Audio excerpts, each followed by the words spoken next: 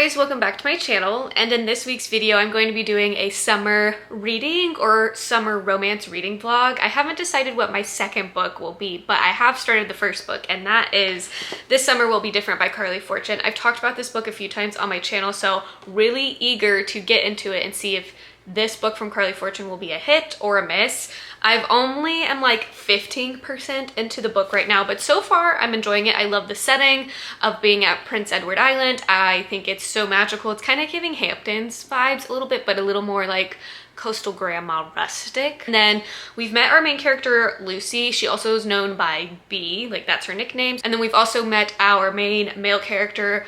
His name is Felix, but apparently he has a nickname called Wolf, and I really hate it. I don't like that nickname at all. I love Felix, so I wish they would just stick to using Felix and not Wolf, but he also has a nickname. So interesting that both of our main characters have nicknames. I feel like that's usually not the case. Like one of them has a unique nickname and the other one doesn't.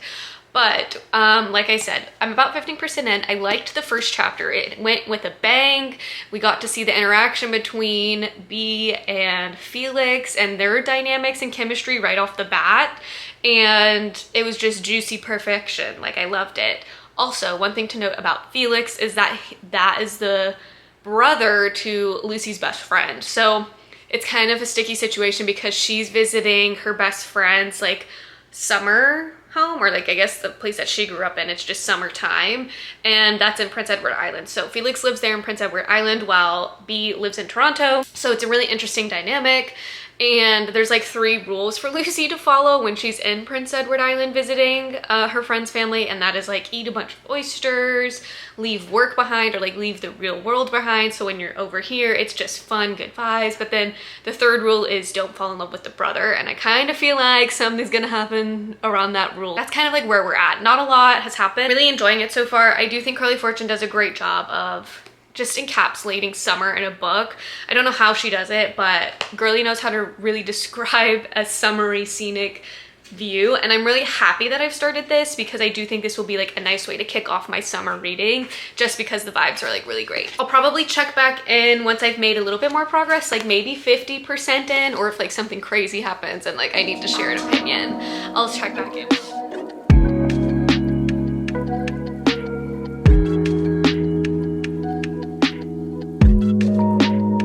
Guys, it's the next day and I have a little reading update of This Summer Will Be Different. I'm only like 15% in, so I didn't get that much reading done yesterday, but I wanted to check in and give some more updates on what has gone on. The friend's name is Bridget. I feel like I kept being like, Lucy's friend, Lucy's friend. The friend's name is Bridget and she's getting married, and there's clearly something happening. Like, she's having a little freak out because it's about a week before her wedding, but she calls her friend Lucy, aka B, and is like, you have to meet me at my family's house in this Prince Edward Island, and so you have to come right now, like I need you. And she's like panicking. Lucy's like, what the hell's going on? So she goes, and basically Bridget's like, I just wanted one last time to be here.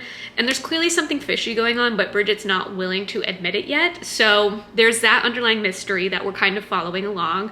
But we are now back at Prince Edward Island. Bridget's there, Lucy's there, and of course Felix is there. And it's in present day, which I don't think I said this before, but we get 2 timelines. So we're getting flashbacks to 5 summers ago, where clearly something happened between Lucy and Felix. Like, something was going on, and basically something happened, and now in the present day it's really awkward between the 2. Like, everyone can tell, everyone can sense there's something happened, but we don't know yet. So that's kind of mystery number 2 of what's going on. And then we also realize that Lucy and Bridget are like a newer friendship. They weren't friends in high school. They weren't friends in elementary school. They've actually only been friends since post-grad. So a little over 5 years. I think they maybe said 7 years. First time Lucy went out to her summer house was 5 years ago, basically. So there's a lot of messiness going on. It seems like the first time Lucy took a trip to their house in this island, shit went down with the brother. They had a little chemistry, a little spark, and so I'm curious to see what exactly happened, because there's tension, and not in a good way. It's tension as in like something bad happened and now there's awkward feelings happening. Like, they don't know how to act around each other. They can't even look at each other. Like, it's just very awkward. It's also done in parts, which I didn't really expect that. So like, I'm on part 2 right now. So this was like part 1. I'm curious how many parts there will be, but so far I'm enjoying it. I will say I wish we got just a little bit more description or something around Felix, because all we know right now is that he's insanely attractive, and like that's great and all, but like why else do we love him? Don't get me wrong, I think he's described beautifully, so he's very handsome. I'm hoping to read more tonight, but I'll check back in when something else happens.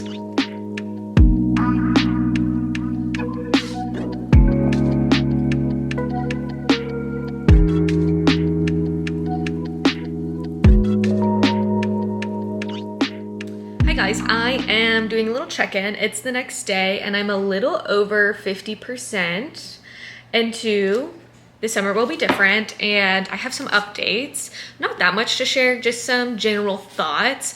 So I actually got teary-eyed in the section that I read last night. There was just a topic of grief that I did not expect to happen, and it was a family grief moment, but then also the realities of when you get older and your friends start to just grow up and you kind of start drifting apart, and it's like grieving that friendship a little bit because you know it's never going to be the same. For example, Lucy and Bridget were roommates for years, and then Bridget gets engaged, finds her boyfriend, moves in with him, and it leaves Lucy feeling very alone because she realizes like they're growing up and it's never going to be that moment in time again anymore. So it just hit a little harder because I can totally relate to that, being in post-grad and you're not with your normal friends anymore, or like the friends you made in college, and it's just like you all are all now on your own separate paths. It hit a little harder. I did not expect to get a little teary-eyed, so that's kind of crazy. I also am just slightly puzzled about Felix and Lucy because it seems like everyone knows that they have feelings for each other, or at least like they're very flirty, and like the tension, you could cut it with a knife. Like that is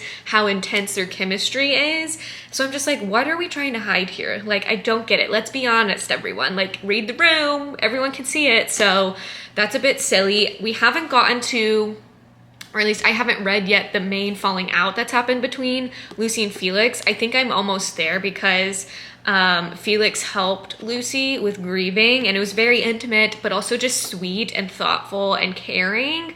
And you can tell like there's a shift now in their friendship, romance. It's not just about just physical anymore. It's going deeper in a more emotional state because they realize just how observant they've been with each other over the years and how they just know each other so well compared to like all of their other past relationships. Like there's something's different about this one, so I'm curious to see how that will net out. And then we still don't know the full reason why Bridget had her little meltdown, which transparently I'm getting annoyed with Bridget. Like, be honest with your friend. That's maybe one thing that I don't love right now, is like there's a miscommunication with friends, and I'm like, if she's your best friend, can't you tell her what's wrong? Like, I don't love this, and I don't love that Lucy's keeping it a secret from her friend Bridget that her and Felix have feelings. Like, let's just be out in the open. It always ends up hurting people when you keep secrets. So also the summer vibes, still perfection. Like, they're shucking oysters. Like, it's just so heavenly. Like, I can smell the salt air. Like, it's just pretty great. So I'm enjoying it so far.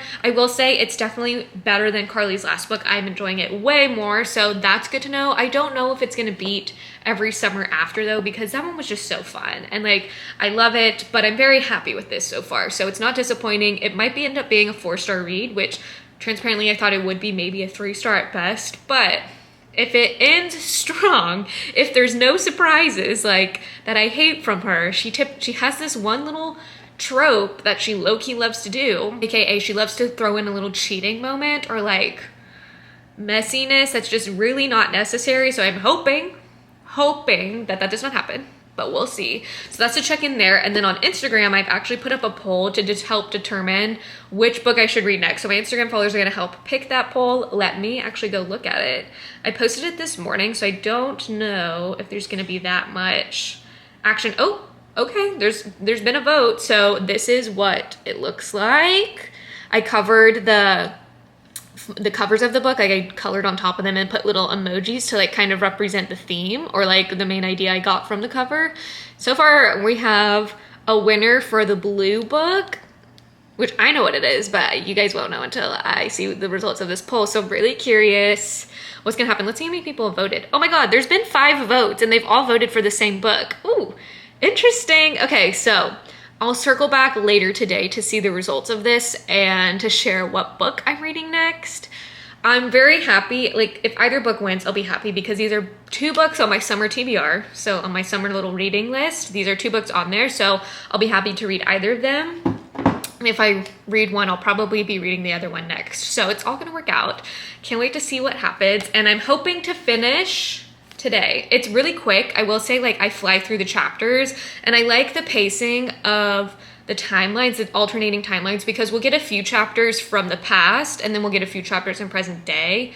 And I like that. I kind of hate when it's like 1 chapter in present day, 1 in the past, 1 in present day, 1 in the past, because sometimes I feel like I want to know more in that moment. So I feel like Carly's done a great job of the pacing here, and I think it's working really well. We'll see what happens. Hi guys, it's been a few days since I've updated you and checked in with you guys. I had some things come up and I couldn't give updates when I finished reading This Summer Will Be Different, but I'm here to give you that update now. And also, fun fact, got my haircut in a few days since we've last spoken. I finished reading This Summer Will Be Different, and I will say there was a 3rd act breakup that happened that just literally felt so unnecessary. And Bridget was keeping this big secret that ultimately she, spoiler alert, was moving to Australia with her fiance because her fiance got a job down there and she didn't want to leave and upset Lucy. So that was like the whole mystery thing that we eventually found out why Bridget insisted on everyone going to Prince Edward Island and back home for like a weekend. And that's why she was being like, this is gonna be the last time we're all here together. That's why she was acting like that. So that made sense and I understood that,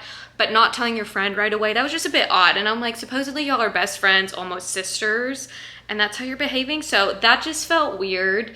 And then everyone and their mother literally knew that Felix and Lucy had the hots for each other, and it was just like, okay, if everyone knows, then why are we not like talking about it more? Like, why not mention something to Lucy or Felix that like you all think you guys have a crush on each other? So it felt like if they just would have been like upfront at the beginning, we could have avoided all of this. But did I eat up this book? Yes. Carly has a way of just capturing summer so well, and like, I will give her credit for that because it was just so fun reading this book and being in this little world that she made. So overall, I think I would give it like a 3.5, 3.75 rating. I definitely loved it way more than her last book. This book, it was just all about having a fun summer trip, fun vibes all around. Next book that I'm gonna read, my Instagram followers decided, and I'm going to be reading Summer Sisters by Judy Blume. Literally so excited. I love the cover of this book as well. Kind of similar vibes to Carly Fortune's books, like this illustrative watercolor kind of vibe. So really eager to jump into it. A lot of people in my Instagram DMs were messaging me how much they love this book, and it was like one of their all-time favorite books from Judy Blume, and that they just think about it all the time and like recommend it to people. So I think it's about time I dive in and see what the hype is about. This is awesome.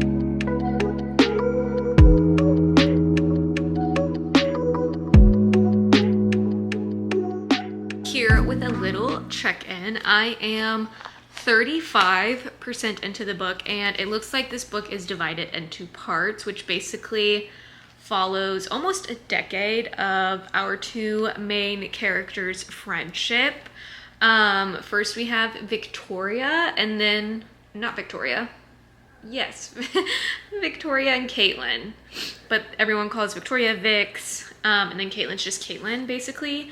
But so the first part that I just finished basically was the 35%, and its time period was, let me look really quick. Period was from 77 to 80. So 1977 to 1980.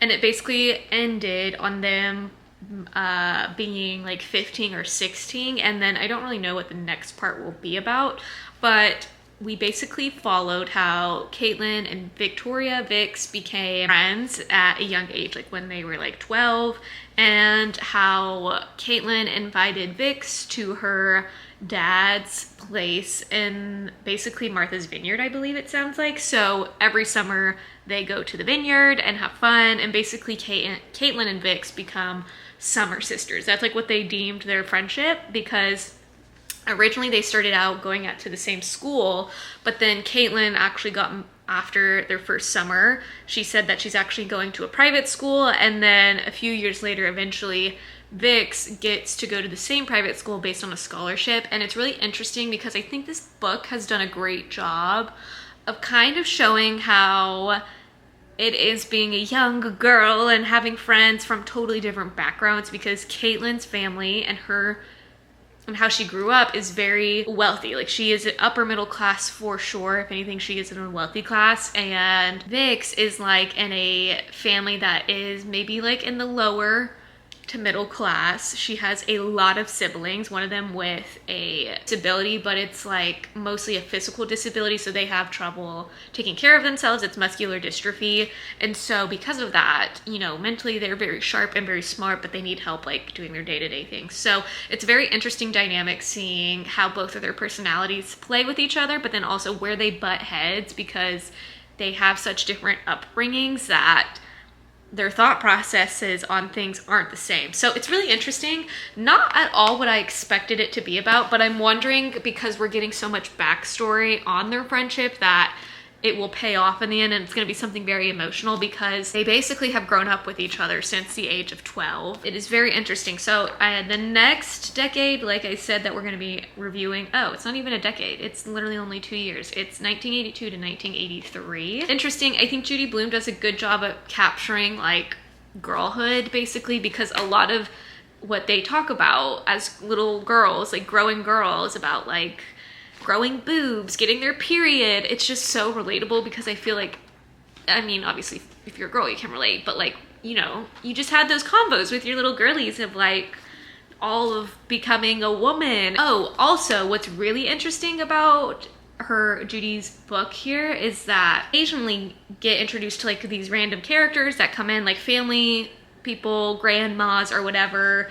Maybe like the brother will get a POV, and she will put, I don't know if you can see, but like the brother's like nickname is Sharky, and so we have like Sharky's POV of like the situation happening right now. So that's like different. I like that we get insights into like a lot of the characters, because and it happens every chapter, at least 1 or 2 different POVs gets introduced. So that's interesting to see everyone's like thought process as well, of like their POV of the situation. So it's different. I haven't read anything like it before, and I'm not mad about it. So I'll check in maybe at the 50% mark, or when I finish part 2.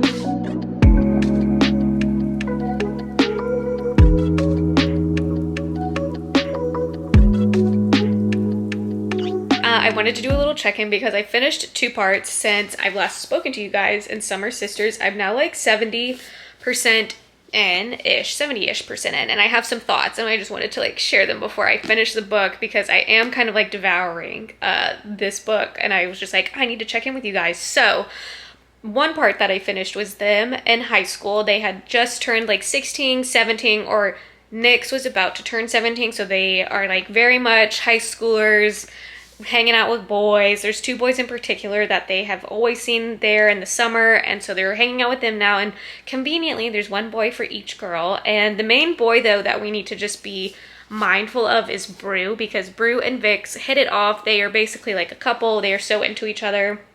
And so Caitlin decides to throw a surprise birthday for Vix at this little private beach in town, and of course the 2 boys are there. And so far it's been like a nice time, and then it gets a little rowdy, and then Vix freaks out at something that happens, and then it causes her and Caitlin to have a huge fight, falling out, and it's almost to the point where Vix wants to leave Summer early, but she decides to just relocate. She stays somewhere else, and if anything, it helps improve her and Brew's relationship. Like, it strengthens it. So they are like very canoodling. They are all up on each other. They clearly like each other. And so summer is about to come to a close, and then Vix gets the news that someone in her family that she is very close to and loves, because Vix and her family have like a complicated relationship. There's a lot of them, and she's really only close to a handful of people, and they're really only one in particular. And they unfortunately pass away. And she's devastated. It was so unexpected. She had no idea, and she just felt bad that she wasn't there when he passed. And so she immediately flies back home. And this is where they would give points to Caitlin, because transparently, I'm not a Caitlin fan. I really do not like her. I think she's an awful friend. But in this moment, she proved to be a really nice friend to Vix. She dropped everything and immediately was with Vix, held her hand throughout the service, and was just there for her. And she didn't say anything mean or just like belittle her. I found that Caitlin just tends to like belittle Vix in any opinion that she has, or anything that, if it's not Caitlin's point of view or what she likes, then she hates Vix's idea. So it's just really sad to see that kind of friendship happen between them, because they used to be very close as kids, and then they've since grown apart basically. But in that moment, Caitlin was a great friend. So that happens. Then they basically have their senior year in high school. They graduate. Vix gets into Harvard, so she's all excited. She's heading there for this new opportunity, and she's excited, while Caitlin decides to take a year off and just travel the world. So she, over the span of like 4 years, she goes to like Paris, Rome, London, LA, Argentina. So she's traveling everywhere, while Vix is at Harvard. And Vix is taking, you know, like the traditional route. Like you graduate high school, you go to college. Whereas Caitlin is taking like the non-traditional route. And I think it's really interesting to show these two dynamics of people on two completely different paths, and yet they still try to be friends. They don't talk to each other all the time, but, you know, every few weeks they check in with each other. From the snippets that Judy includes, I'm like, are y'all friends? Because y'all just seem to argue the entire time y'all are on the phone together. It's a really interesting dynamic, and the paths that they take. And Brew and Nyx go through some tough times. They're basically on again, off again, on again, off again. It comes to their senior year. Vix decides to last minute take this job in New York City, and she's like, I can't believe I just did that, but like, oh my gosh, I know what I'm doing. And then Brew decides to like propose to her, basically being like, I've waited for 4 years, like you better come back to the island, because Brew has said he never wants to leave the island. He's an islander, he hates the cities, so he expects her to come back and just stay on the island. And it leaves Vix feeling like trapped almost. Like I could just sense the panic of like, she doesn't want to feel that. Like she wants to be able to explore and basically do what Caitlin's been doing, and is like exploring life. So they basically break up. So that is what happens. That's kind of like at the end of part 2, of the second part that I read, of like what occurs. I'm also suspicious of if Caitlin's actually having this fabulous adventure that she is telling Vix, because they hadn't seen each other in 2 years, but Caitlin is actually back in town because they're doing a surprise birthday for her dad. It's like his 50th, and she, you know, is all nervous about being back, but, you know, is eating up being the center of attention. And when they finally have a moment away, she drops this huge bombshell on Vix, and she's like, why did you not tell me any of this information? Like, when did this happen? Blah, blah, blah. Caitlin's being very short and just being like, can you believe it? Like, this happened. Almost like trying to be like, look at me. And then Vix starts to like ask follow-up questions of like, well, did it happen during this? And Caitlin's so confused. She's like, what do you mean? Who is that? When did that happen? And she's like, this happened a few weeks ago. This is what you told me. And Caitlin tries to brush it off like, oh, well, there's a lot on my mind and what I'm dealing with right now, so like I can't remember everything. And that just like triggered something of like, is Caitlin actually doing what she says she's doing? Like, is she actually having this marvelous adventure that she's claiming to have? So it's very interesting, and I'm curious to see how this will all play out, because at the beginning of the book, I mentioned that Caitlin is the one that's getting married, and she calls Vix in town. She's getting married to freaking Brew. Huh? How does that happen? So like, in my mind, that's already like shitty friend behavior, because how, if any of my friends dated someone like on again, off again for that long term, and then he proposed, can't even consider being on the table as an option to date, let alone get married to. So yeah, basically all this to say, I am firmly team Nyx, not team Caitlin. She's just not a girl's girl from what it seems like, and I just like can't believe that that's happening. I will say initial thoughts on like comparable books. If you like Evelyn Hugo or Malibu Rising, I think you would actually really love this book, because it gives that similar like messiness of life. Like these characters feel so realistic and real that I think you would also enjoy this one. My little update, I'll probably check back in once I finish it and share my final thoughts and rating. I finished reading Judy Blume's Summer Sisters, and I have thoughts. So when I last checked in with you guys, I think I was like 75% in, and I had a feeling that Caitlin was lying about her experiences, or just like lying in some way to Vix about what was happening or something like that. And I was right. Basically, Caitlin lied a lot to Vix throughout their friendship, and it's all revealed on Caitlin's wedding day. And Vix is like going through not only having to come and reconcile that her best friend is getting married to her first love, but then also to find out that like Brew cheated on Vix with Caitlin at one point in the relationship, and then also that Caitlin lied so many times to Vix, like lied about hooking up with boys, lied about having sex for the first time. And it's just like very shocking, and it starts to question like, well, what of their friendship is true? I mean, I wasn't surprised when that happened and came out, but I just felt so sad for Vix because it felt like she genuinely believed Caitlin and everything that she was telling her, and then just to have all this like kind of crumble, you then start to question like, well, what is their friendship based on? So I'm also shocked that Vix basically forgave Brew and Caitlin right away. Like she did not, like she handled it with so much grace that I definitely could not. So that was shocking, but like I guess, like, I don't even know. Like, I was just like, you're not even gonna like yell or scream or argue with him. So it was very interesting, that whole dynamic. These characters are so messy, but also they feel so real. Like every time I was like reading this, like these truly felt like real people recounting their stories. I loved getting all the different POV little snippets that we would get in each chapter. I thought it was so interesting to see people's thought process and stuff like that. I gave this book a 3.5. Just know it's not really that light of a read. It's definitely summery. It takes place basically at summer throughout the entire years that we followed these friends. So like that part is great, but not fully a light read, I should say. So go in with caution if you're interested in this. Just know it's a bit heavier and more intense, and that it's like friend group. It's also character driven. So if you don't like character driven books, then maybe pass on this one. But yeah, that is kind of my thoughts and feelings on Summer Sisters by Judy Blume. Okay friends, that's going to be it for today's video. So to recap the books that I read in this video, the first one that I read was This Summer Will Be Different by Carly Fortune. I ended up giving this a 3.5 star rating. This is the perfect book to read during the summer. It's light, fluffy, fun, and just overall a good time. Were there some moments where I was like, okay, why don't we just communicate better here? Yes, especially between the friends. I just found their miscommunication a bit frustrating. And then there is something that happens in like the last third of this book where you're just like, wait, what? Like, why is this happening? What's the point of that? It just seemed really silly and not very overall helpful for the plot. And a few people that I chatted with on Instagram also agree. So that's kind of why I gave it a 3.5. It's your very generic summer fluffy romance book. I will say this one's also a bit spicy right off the bat. So if you don't normally like spice in your books, then I would definitely recommend maybe passing on this one. It is Carly Fortune's spiciest book yet.